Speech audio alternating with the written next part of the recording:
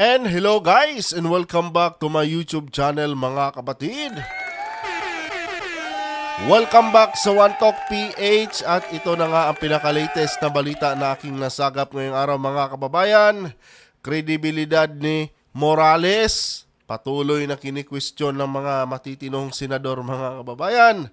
At hindi lang yan, ito pa lang si Morales mga kapatid, no, ay minsan na rin na-involved sa isang robbery extortion according po yan sa isang PDEA agent, no? Hindi ako sure kung PDEA agent ba yon or mataas na official ng PDEA yon, no? So dito pa lang mga kababayan makikita na talaga natin na hindi credible itong si Morales dahil ang dami po pala niyang kabulastugan mga kababayan noong kapanahunan niya dyan sa PDEA at na-kick out pala ito mga kapatid sa PDEA dahil nga doon sa kanyang mga hindi magandang ginagawa sa loob ng departamento. At yan po ang ating pag-uusapan ngayon mga kababayan, pero bago ang lahat huwag kalimutang mag-subscribe at pakilike ang ating video para i-share pa ni YouTube sa iba pang hindi pa nakakapanood. And once again guys, pasensya na kayo sa aking boses dahil meron po ako ngayon trangkaso at lagnat. No, tinamaan po tayo ng trangkaso at lagnat. And ito guys, panoorin muna natin itong balitang ito. Muling ginisa si dating PDEA agent Jonathan Morales sa pagpapatuloy ng pagdinig ng Senado sa Manoy PDEA leaks. Tahas ang sinabi ng ilang senador na nagsisinungaling si Morales sa kanyang mga pahayag. Sabay sabing wala namang anumang mga ebidensya na maipakita ito. At hindi lang mga senador ang bumwelta dahil maging kapwa-testigo naghayag ng kanilang saloobin laban kay Morales. Biruin nyo, pangalawang hearing ito mga kapatid pero wala pa ring ebidensyang nilalatag itong si Morales. Puro lamang mga aligasyon mga kababayan. Tandaan nyo yan. Kumuha pa tayo ng update mula kay Daniel Manalastas live. Daniel? Aljo, Dayan, Maan, naging tensyonado na nga yung pagdinig dito sa Senado kanina hinggil sa umano'y PDEA leaks. Ang ilang senador patuloy na kinikesyon ang kredibilidad ng ilang resource person. From the Dangerous Drugs Board, we have Secretary... Sa pagpapatuloy ng pagdinig ng Senado sa umano'y PDEA leaks, muling na hot seat sa ilang senador ang dating PDEA agent na si Jonathan Morales. Okay. Doon po sa kaso na yun, ikaw mismo ang umamin na you have planted evidence. Diba? Nagpa-planted pala ng ebidensya itong si Morales mga kababayan. No, talagang panggarapalan pala yung galawan ng taong ito mga kapatid. Tapos ngayon, gustong gawing resource person ni Senator Bato de la Rosa. Itong ganitong klaseng tao mga kababayan, ganitong klaseng karakter. No, ito yung kanyang ginagawa at pinapaniwalaang resource person. Tuloy. Paano ka namin ngayon paniniwalaan sa mga sinasabi mo? Hindi nakapagtataka, gawa-gawa mo din ang mga alleged leak. Oh, 'di ba? Mahilig pala talagang gumawa itong si Morales mga kapatid, no? Ng mga peking kwento para lang umangat yung kanyang pangalan. Ganon ang karakteristik nitong ni Morales mga kababayan. Tuloy. Documents. Ano po masasabi ni Mr. Morales? Your Honor, hindi ko po makita yung relevance ng sinasabi niyong desisyon ng Di ba? Umiiwas siya dito ngayon. Civil Service Commission. Ang pinag-uusapan po natin dito, Your Honor, Wait. I am testing your credibility, Mr. Morales. Ang punto kasi dito ni Senator Jinggoy Estrada mga kababayan, ini-establish niya, no, itong kredibilidad ni Morales. 'Di ba? Gustong makita ni Senator Jinggoy Estrada dito mga kababayan kung gaano ba ka-reliable itong si Morales. Kanya nga lang mga kapatid, merong mga dokumentong hawak si Senator Jinggoy na magpapatunay, no, na maraming kabulastugan itong si Morales at nagpa-planted pa ng mga ebidensya mga kababayan noong kapanahunang nasa PDEA siya. So ngayon, umiiwas itong si Morales mga kapatid at tila namimersonal. 'Di ba? Kasi pinipersonal niya dito si Senator Jinggoy Estrada. Tingnan natin. Alright? You have string of cases filed against you. yung investigation po na ginawa ko Bakit ayaw mo noong sagot? 2012. Bakit ka lumilihis sa mga tanong? Huwag kang lumihis. Is it Nasigawan ka tuloy. true that you planted evidence? But according to the Civil Service Commission decision, and it was affirmed by the Supreme Court that you planted evidence. No, Your Honor. So, nagsisinungaling ang civil service tapos ang Supreme Court. 'Di ba? Matibay na ebidensya tong hawak ni Senator Jinggoy dito mga kapatid. Tapos anong sagot ni Morales? No, Your Honor. 'Di ba? Ganon ka baluktot ang utak nitong ni Morales mga kapatid. 'Di ba? Gusto lang naman makita dito ni Senator Jinggoy mga kababayan, no? Kung gaano nga ba ka-reliable itong isang tao. Siyempre ikaw ba naman mga kapatid, no? Maniniwala ka sa isang tao, no, na inaakusahan itong isang tao, no, na involved sa isang illegal na droga, no? Samantalang itong nag-aakusa, itong nagpapakilalang witness, no? Itong nagpapakilalang resource person, isa ding tao na may maruming background. 'Di ba? 'Yun yung point dito ni Senator Jinggoy 'Di ba?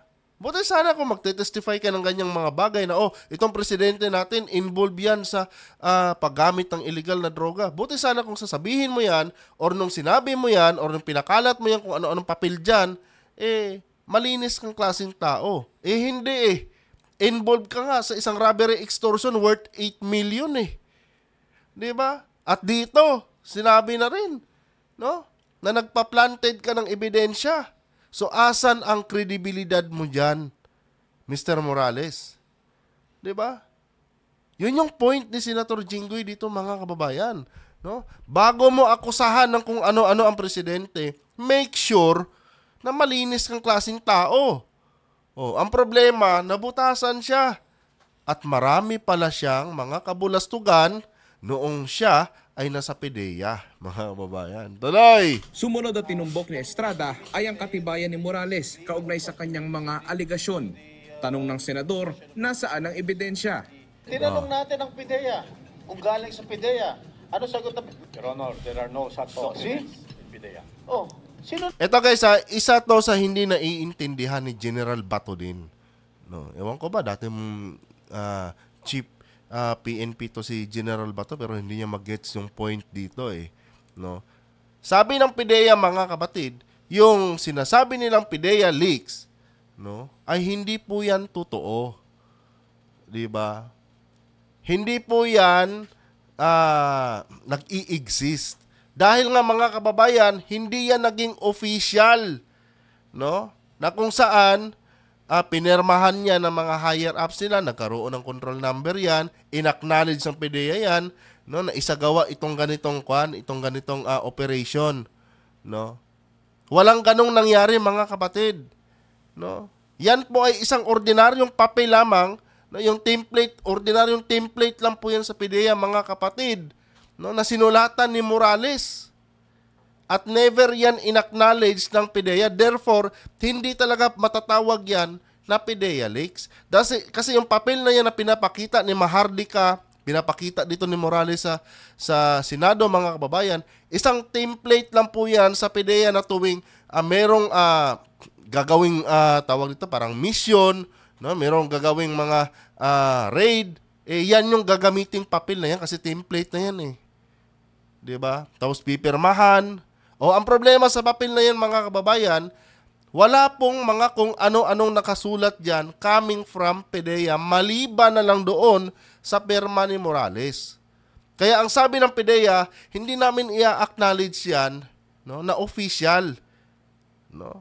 Dahil walang pirma yan ng higher ups, walang control number, no? Hindi yan na isama sa file ng PIDEA dahil hindi natuloy yung operation na yan. Therefore, hindi talaga matatawag na PIDEA leaks yan dahil hindi naging opisyal yung papel na yan, mga kapatid.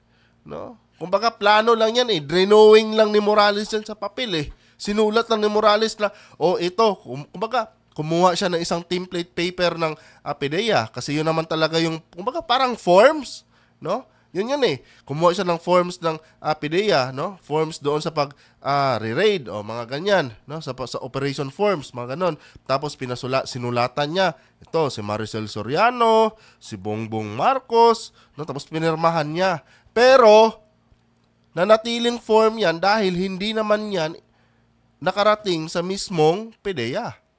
No? Hindi nga nabigyan ng control number eh. Oh. Kaya walang record ang PDEA dyan mga kababayan dahil hindi yan naging part ng operation nila yung sinulat dyan sa papel. Therefore, hindi pwedeng tawagin yan mga kapatid na PDEA leaks. Kasi pag sinabi mong PDEA leaks, naging opisyal na papel yan. No? Yun. Naging opisyal na papel yan at talagang may operation dapat yan. No? Kumbaga, in-acknowledge na talaga ng nakakataas dyan sa PDEA na, o sige, pipirmahan ko to, bibigyan ko to ng control number, sige, i-raid nyo yan. No? I-operate nyo yan. Kanya nga lang mga babayan, yung papel na yan, yun yung template ng PDEA na sinulat-sulatan lang ng pangalan ni Bongbong Marcos at ni Maricel Soriano No? Hindi nalagyan ng hindi nalagyan ng tawag dito mga control number whatsoever na mahalagang detalye na ini-stamp diyan ng PDEA mismo. No? Template lang yung hawak nilang papel. And yes, nag-i-exist yung mga ganyang template paper mga kababayan sa PDEA. Dahil every time na maggagawa sila ng operation, no? Kailangan naman talaga nilang sulatan yung papel na yan. 'Di ba? Para bang nag-a-apply ka ng SSS. Mag-a-apply ka ng SSS. Tuturo ng gwardiya sa'yo, sir, kumuha ka muna dyan ng form. Pirmahan mo. Ilagay mo yung pangalan mo. Ngayon, matatawag mo ba agad na member ka na ng SSS kung hindi mo sinubmit yan doon sa opisina ng SSS? 'Di ba? Hindi. Ganon yung nangyari dito sa papel mga kapatid. No? Forms lang yan. Pinirmahan nila, template lang yan. Hindi yan na ipasok doon sa opisina ng PDEA na, sir, kailangan mo ng pirmahan to. Kailangan mo ng basbasan to. No? Para maging official itong papel na ito. No? At ma-operate na namin itong si Maricel Soriano at si Bongbong Marcos. Hindi. Walang ganong nangyari mga kapatid. Ganon yung pinaka-concrete example niyan. No? Parang SSS na form lang. Na gusto mo magpa-member sa SSS, o di kumuha ka ng form, pinirmahan mo, nilagyan mo ng pangalan mo, birth date mo, hindi mo sinubmit doon. Ngayon, member ka na ba ng SSS? Pwede mo bang sabihin ng SSS na, maghuhulog na ako ng contribution ko? Dahil nakapirma na ako ng papel, pero yung papel mo, hindi mo pa sinubmit doon. No? Form lang ang hawak mo. Meaning, hindi pa official. Hindi ka pa official member ng SSS. Ito din dito. No?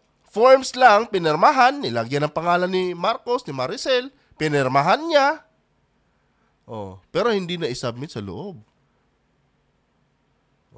So, paano naging PDEA leaks yan mga babayan? Hindi nga na naging official yan Yun. At ngayon, yan yung pinagpipilitan ni Senator Bato na totoo daw. Totoo daw yan. Kasi wala daw ganyang papel na maglilik. Kung hindi daw totoo yan, meron pang rubber stamp daw Diba? Ganun kakitid ang isip nitong ni General Bato mga babayan. Kaya tuloy, pinagtatawanan lang siya ng iba niyang kapwa senador. Kanina nga sa hearing mga kapatid, muntik pa sila magkainitin dyan. No? Si Escudero nga lang, dinadaan na lang sa diplomasya yung kanyang pagsita dito kay Bato No? Sinita nga rin siya ni Escudero, sabi ni Escudero kanina. Ako nung nag-aaral ako ng law, Mr. Chair, no? Dati pinipicturan din naman namin 'yan, no? Yung photocopy pinipicturan pa namin. Yun. Hindi lang siya tuwirang mabara ni Escudero na kaya madaling gawin niya Mr. Chair yung ganyang bagay, no? Para magmukhang luma. Hindi ba? Wala Klarong-klaro dito mga kapatid na iba ang intensyon ng paggawa ng hearing na ito. No? Ang problema dito, pag natapos tong hearing na ito mga kababayan, no? Pag tinanong natin si General Bato, ano yung batas na legislate mo dyan, Senator? Kasi sabi mo, In aid of legislation yan. So anong batas ang nabuo mo dyan sa ginawa mong hearing? No, sa dalawang hearing na yan, magiging pangatlo pa to eh. Kasi humirit pa si Bato dito eh. No? Kasi pinuna na nga ng Escudero na hindi naman pwede na pag sino yung banggitin ni Morales, ipatawag natin. Lahat naman na yata, pinatawag na natin. Wala pa rin magandang resulta. Oh. Ang problema dito mga kababayan, pag natapos tong 3 hearing, kasi meron pa tong isa next week, no? Ang tanong dyan, may na-legislate ba na batas? Oh. May nabuo bang batas dyan sa 3 hearing na yan kung sakali? Oh. Yan yung sisingilin natin kay Senator Bato later on mga kapatid. Tuloy! Sino nagsisinungal? Sino nagsisinungaling? Di ba ikaw? Your Honor, hindi po ako sinungaling. Ano ka? Nagsasabi lang po ako ng totoo. Itong ating resource person ay nagsisinungaling. Oo. Bakit? Unang tinanong ko sa kanya noong nakarang hearing kung sino yung confidential informant niya. Ang sagot po niya sa akin o sa atin, hindi niya kilala. Oo. Ngayon po, nung tinanong nyo siya, meron daw, pero baka masabi. Oh, di ba? Totoo naman mga kapatid. Noong unang hearing, hindi na daw niya maalala. Pero kanina noong nag-hearing mga kababayan, no? Nilid lang kasi siya ni Bato dito eh. Kasi sabi nga ni Senator Bato dito, nahalata ko rin talaga yung mga kapatid. Nilid lang siya ni Senator Bato. Posible naman siguro mayroon kilala mo yung informant mo. No, kanya nga lang ayaw mong pangalanan kasi protocol natin 'yan. Na pagka ganito ganyan, no. Hindi talaga pwedeng ilabas yung informant. No, kasi confidential 'yan. No, and for the safety na rin parang ganoon yung sinabi ni Bato. O yan na rin yung sinundan niya ngayon. 'Di ba? Kaya nabisto siya dito ni Senator Jinggoy. No, sabi ni Senator Jinggoy noong una, Mr. Chair, no, sabi niya hindi niya alam, hindi niya matandaan. Pero ngayon, anong sabi niya? To. Siya, meron daw, pero baka masabi. Di ba? Ito guys, after na itong ilid siya ni Bato kanina. No, after siyang ilid ni Senator Bato patungkol diyan, tsaka niya ito sinabi. Di ba? Halata eh. Bistado mga kapatid eh. No? May coordination silang dalawa eh. Oh. Ganun pa man mga kababayan, hindi pwede maging resource person itong si Morales. Hindi siya malinis na tao. No? In fact, mga kapatid, lahat yata ng mga taga-PIDEA, sinusuka siya mga kababayan. Wala akong nakitang narinig ng mga taga-PIDEA dito kanina nagsalita na kumampi sa kanya. Lahat po ng taga-PIDEA sinusuka itong si Morales. Yan po ang totoo yan. Tuloy! Tama po ba ako? So, ibig sabihin, meron siyang confidential informant na ayaw niyang pangalanan. Ngunit noong nakarang hearing, sinabi niya sa atin lahat na hindi niya kilala. Ito talaga napakasinungaling nitong taong ito. Dumalo rin ang dating hepe ng PIDEA na si retired General Junicio Santiago. Maging siya, may patutsada kay Morales. May mga professional na kwan. Alam mo, huwag kang magagalit, Jonathan. Ang tawag ng mga kaibigan namin sa iyo, STL. Huwag mo kakalimutan STL. Kilala ka nila personally. Ang STL, ano STL? Alam ko, the Small Town Lottery. Professional storytelling alayar. Sabi naman ni Estrada, kung magpapatuloy sa paikit professional storytelling liar. Diba? Hepe ng PIDEA yung mga kapatid nagsabi sa kanya. Ganun ang karakteristik nitong ni Morales. Diba? Tapos sabi ng mga DDS, no? Protektahan daw si Morales mga kababayan. No? Well, lahat naman yata ng mga pinagtatanggol ng DDS mga kapatid. No? Mga kriminal, kung hindi kriminal, mga may record na hindi maganda. No, tulad dito ni Morales, si Kibuloy, isang pugante, si Bantag, sino pa yung isa? Si Tebes. Yan. Yan yung mga profile na pinagtatanggol ng mga DDS. No. Tapos gusto pa nila maging senator daw si Bantag, mga kapatid, tsaka si Kibuloy. Pucha. Diba? Ganon kabobo itong mga DDS, especially itong mga vlogger nila mga kababayan. Ganon katatanga itong mga vlogger na ito. Ewan ko kung anong klaseng pambulag ang ginamit sa mga lintik na yan. Kung bakit bulag na bulag yung mga lintik na yan, mga kapatid. No? Biruin mo, mga kriminal, gusto nyo maging senador? Oh. Ganun katatanga itong mga DDS, especially itong mga vlogger nila, mga kababayan. Ganun kawalang utak. Yung mga may mga criminal records, yun yung pinagtatanggol nila at gusto nila maging senador. Di ba? Tuloy! Kinig kay Morales ay baka mawala raw ang kredibilidad ng pagdinig. Kaya paalala ni Estrada sa mga kasamahan, We have to vet our resource person. Hindi katulad nito na paniniwalaan May mugshot pa. natin na marami palang kaso. Di ba? Ngayon, ang bato naman ng mga DD shit dito, mga kapatid. No, kung magsalita daw itong si Jinggoy Estrada, akala mo na malinis sa klaseng tao. Di ba? Meron nga rin daw kaso. Oh. Totoo naman yun. May kinakaharap naman si Jinggoy na kaso. Oh. Pero at least hindi niya tinatakbuhan, hindi niya dinideny. Tinitindigan niya. Oh. Proud pa nga siya eh. Sinabi niya eh. Oh, kaso ko, problema ko yan. Kakaharapin ko yan. Oh. Itong si Morales, binasa na ni Senator Jinggoy, no? Yung sinabi ng ng Civil Service at ng Supreme Court. Anong sabi ni Morales? Hindi totoo yan, Mr. Chair. Oh. Dito pala makikita mo na ang difference ng dalawa, mga kababayan. No? Ang dalawang klaseng tao na ito. Si Senator Jinggoy at si Morales. Oh. May facts ng hawak si Senator Jinggoy pero dininay pa rin ni Morales, mga kapatid. Samantalang si Jinggoy, no? Nung pinersonal siya ni Morales, ano sabi ni Senator Jinggoy? Problemahin mo yung kaso mo, no? Problema ko na yung kaso ko. Oh. Haharapin ko yan. Di ba? Oh, diyan mo makikita ang pinagkaiba ng dalawa. At yung mga DDS, bilib na bilib dito kay Morales, oh.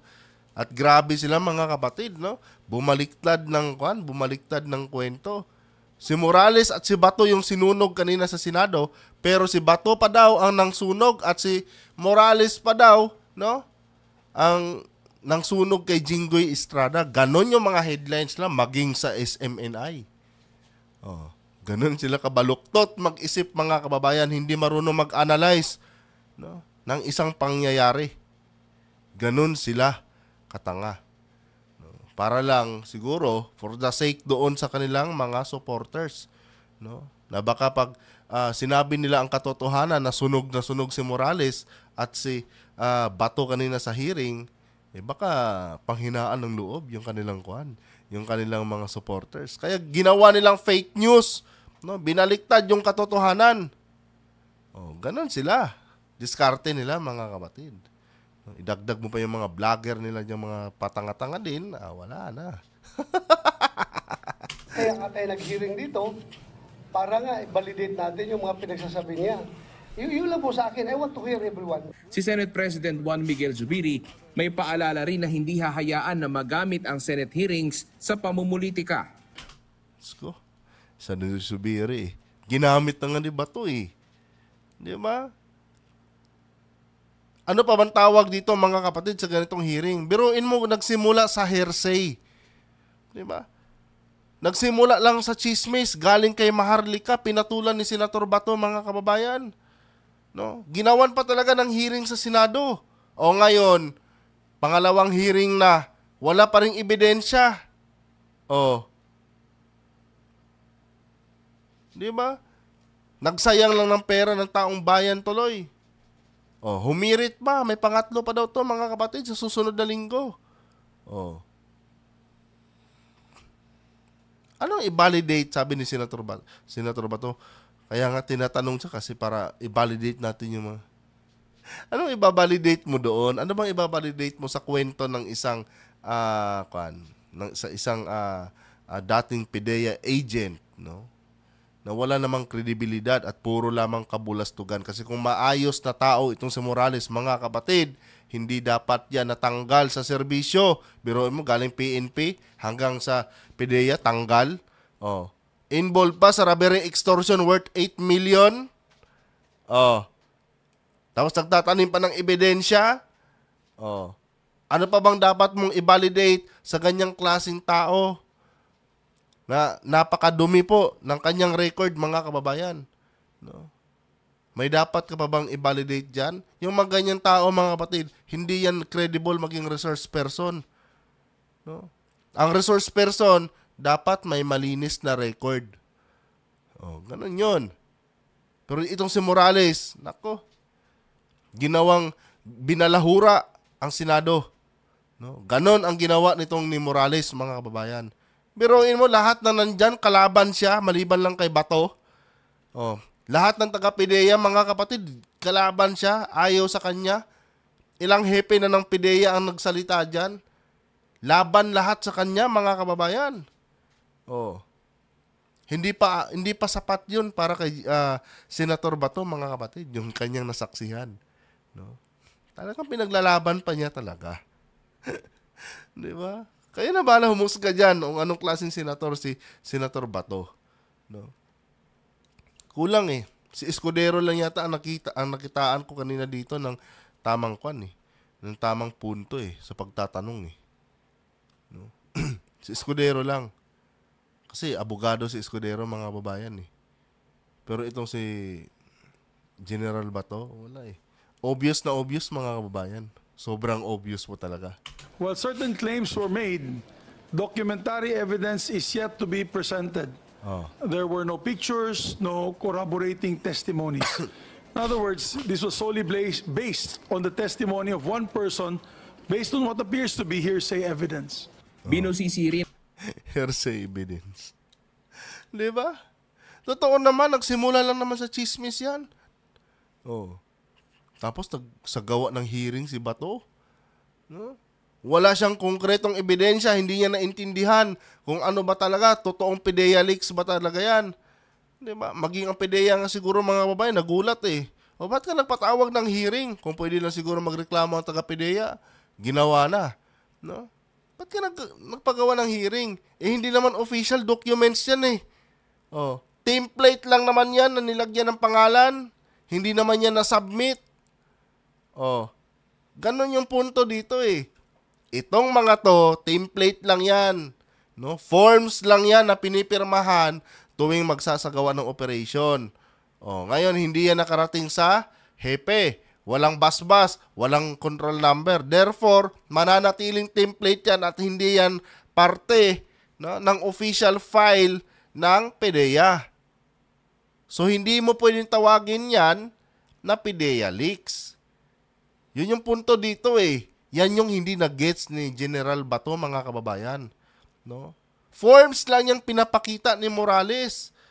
At yan yung gusto nilang paniwalaan. No? Yan yung pinagkakalat nila ngayon. Maging si Duterte, yan din sinasabi niya, nakita ko ang pangalan mo sa PIDEA.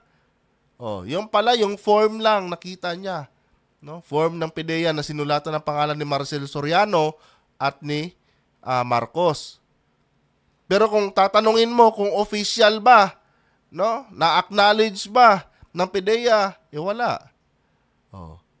Galing na nga mismo kay Morales Nahuli na sa bibig niya na hindi natuloy yan So, paano naging official yan? Paano naging official documents yan ng PIDEA? Natural, wala talagang makikita niyan sa file ng PIDEA, mga kababayan. Hindi nga tinanggap ng PIDEA yan Kahit ako, mga kapatid, pwede akong kumuha sa PIDEA ng papel na ganyan, Sulatan ko, pangalan, Ronald Bato de la Rosa, Digong. Issue Fentanyl. Pwede kong gawin yun. Ngayon ba, pag ginawa ko yun, puspirmahan ko, pwede ko bang sabihin na ito yung patunay ko. Ito yung patunay ko na involved sila sa fentanyl. Pwede mo bang gawin yon? Siyempre hindi. Kasi hindi naman in-acknowledge ng PIDEA yun Maliban lang siguro pag binigay ko to sa PIDEA. Sir, gusto niyo i-operate nyo to. May pangalan nila kung sinong involved dyan. Pag pinirmahan ng PIDEA yan, in-stamp ng PIDEA yan, nilagyan ng serial number. Sige, operate nyo yan. Yan official yan. Pero pagka ganyan na, forms lang, sinerox, nilagyan ng pangalan ni Marcos, ni Maricel Soriano, pinirmahan lang ng agent. Oh, hindi pa official yan. Walang pirma ng superior mo eh. Oh. Ganon yun. Kaya nga hindi pwedeng tawagin PDEA leaks yan eh. Dahil hindi yan naging part ng official file ng PDEA. Dahil hindi natuloy yan. According to Morales mismo, mga kapatid. Ewan ko ba kung bakit hindi maintindihan yan ni Senator Bato de la Rosa. No? Kahit sabihin natin, sinulat ka ni Morales yan, nag-i-exist yan, no? Sabihin natin may hard copy si Morales niyan, hindi mo pa rin pwedeng gamitin yan sa korte dahil hindi yan in-acknowledge eh. Oh. Eh lalo na si Morales ngayon, ang dami niyang records, no, na hindi maganda. Umalay ba natin kung pinagtitripan lang niya ang presidente, sinulat-sulat siya sa form ng PDEA. Oh, ganun 'yon. Pero itong mga DDS, no, hindi nila naisip 'yan.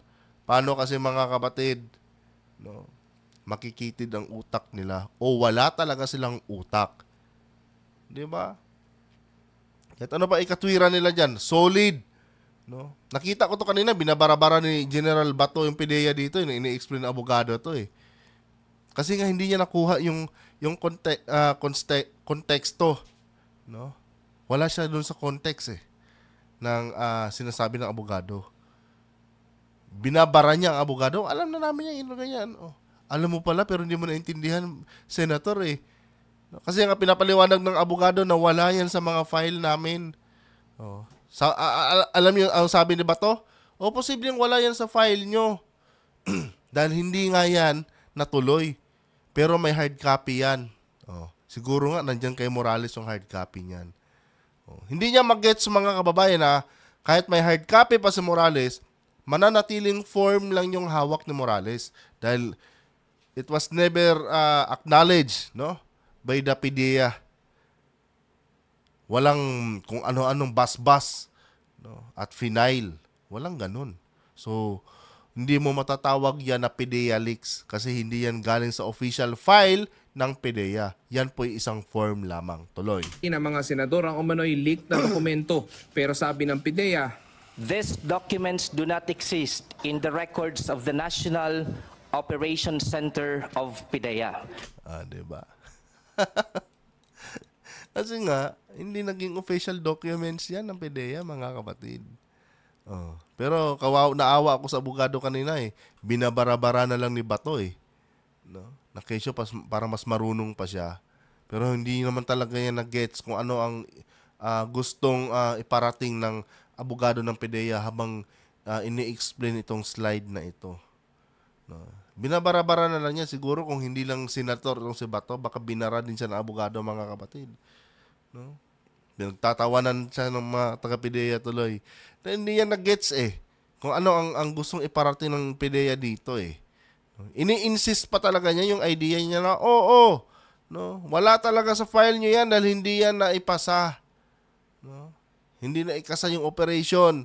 Ang hindi niya maintindihan, yung PDEA leaks na tinatawag nila dyan, ay normal na form lang yan na finilapan. No? Normal na form lang na pinilapan. Parang SSS nga, gaya sabi ko sa inyo, pag nag-apply kayo ng SSS, pumirma kayo ng form. No? Hindi ibig sabihin na member ka na agad ng SSS, official ka ng member ng SSS, unless na isasubmit mo yan doon, no, sa kanilang mga teller. Oh. Tsaka ka lang ma-acknowledge na member ka na ng SSS. Parang ito din, no? Hanggat hindi ito pinipirmahan, walang control number yan, hindi yan talaga ma-acknowledge yan na official file yan ng PDEA. Form lang yan na sinulatan ng papel. Normal, ordinaryong form ng PDEA. Operation form ng PDEA na sinulatan lang ng pangalan tapos pinirmahan ni Morales. Pero wala yung certification coming from hepe ng PDEA. Therefore, hindi mo matatawag yan na official documents. Ganon lang yun. Pero yan, hindi yan naintindihan ni Senator Bato, mga kababayan. At naninindigan siya doon sa balingbing, sa wala eh. Walang kwentang Walang kwentang punto niya. Na kesyo ganito daw, kesyo ganyan. Alam na daw niya. Diba? Naawa na nga lang talaga ako sa abogado kanina eh. Kasi yung abogado todo explain eh, na wala yan, wala sa file namin yan. Tapos si Senator Bato, iba din yung pagkaintindi niya doon sa sinasabi ng abogado. Ewan ko ba. Tuloy. So katulad ng nakita natin sa previous slide, the serial number dun sa March 10 and March 12, 2012 ay magkasunod. Yung isa nagtatapos po sa numbers 1-1 at yung kasunod po nagtatapos po sa numbers 1-2. If what we have is a picture of a photocopy, paano po natin malalaman kung gaano kaluma nga yung papel na yon? Na may butas, meaning nasa folder dati. Pero paano ho natin malalaman kung brown na yung papel, kung luma na yung papel? Dahil sa mga revelasyon sa pagdinig, may question ng pinunto si Senator Chis Escudero. Ayan. Hanggang saan tayo magpapatawag sa pangalang binabanggit ni Ginoong Morales? Binanggit niya si Ms. Maricel Soriano, inimbitahan natin. Binanggit si si General Kakdak, inimbitahan natin. Si General Serapio, inimbitahan natin. Gaya ng sinasabi ko, Mr. Chairman, at some point in time, we have to rein in kung hanggang saan lang. Mahirap naman po na kada pangalan babanggitin ay gagawin nating depende ron yung pagdinig kung itutuloy pa o hindi na. Hindi nagustuhan ni Bato yan kanina, mga kapatid. No? Hindi nagustuhan ni Bato yan at humirit pa siya sa dulo. No, napagbigyan na lang siya ng isa pang hearing. 'Di ba? Another gastos na naman 'yun sa pera ng mamamayang Pilipino, mga kapatid, no? Galing sa kaban ng bayan yung ginagastos diyan, yung mga pinapakain sa mga tao diyan eh. Sa wala namang katuturang hearing. Pustahan tayo, mga kababayan, no? Matapos tong 3 hearing na ito, makumpleto tong 3 hearing na hinihiling ni Senator Bato de la Rosa, walang batas na legislate dito, mga kapatid. Wala siyang nabuong batas dito. Pustahan tayo, mga kababayan. Maan, ayon nga sa ilang Senate sources, may mga ilang senador na nais na ipatigil na nga itong pagdinig hinggil sa umano'y PDEA leaks. Pero humihirit pa si Senator Bato de la Rosa ng isa pang pagdinig na... Di ba? Gusto na ng mga senador eh. No? Nakakapagod na yung hearing na yan. Walang kwenta yan. No, itigil na natin yan. Pero si Bato, humirit pa talaga na isa pang hearing, mga kapatid. Na posibleng ganapin sa susunod na linggo. Pero Maan, baka ito na raw yung pinakalas na gagawin nilang pagdinig hinggil sa usapin. Maan? Diba? Wala eh. Gagaling talaga. Tapos sabi ng mga DD shit, reliable source daw si Morales. No? Tangina. Reliable source. Tapos involved sa extortion. Robbery extortion, mga kababayan, worth 8 million. No? At nagpa-planted pa ng mga ebidensya sa mga ino-operate nila dating mga drug operation. Tapos lahat ng mga naging hepe ng PDEA, mga kapatid, kalaban siya. No? So paano kaya naging lehitimong tao ito, naging lehitimong source itong si Morales, kung sinusuka naman siya at may katakot-takot pa siya ng mga kabulastugang pinagagawa dati sa PDEA. Diba? Paano kaya naging reliable source ito? Isang patunay lang yung mga kababayan na ganon katanga itong mga DD shit. Diba? Ganon sila kabobos. Lalo na yung mga vlogger nila, mga kapatid. No? Ganon katatangayan silang lahat. Kung sino pa yung may mga criminal records, yung may mga hindi magandang records, yun yung sinusuportahan nila. Diba? Anyway guys, hanggang dito lang itong video na ito. Kung nagustuhan niyo pa ating content kayo, huwag kalimutan mag-subscribe at pakilike ang ating video. Pasensya na kayo, may lagnat at may trangkaso pa rin ako, mga kapatid. Hanggang dito na lang. Adios.